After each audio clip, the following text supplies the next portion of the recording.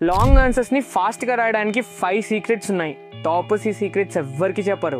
Number 1, కొన్ని questions కి ఇలా రాసి ఉంటుంది, justify your answer, list the factors అని. టాపర్స్ ఆన్సర్స్ రాసే ముందు క్వశ్చన్స్ ని కేర్ఫుల్ గా చదివి గైడ్ లైన్స్ ఏంటి అని అర్థం చేసుకుంటారు. అకార్డింగ్ టు దట్ ఆన్సర్ ని ఫ్రేమ్ చేసుకుంటారు.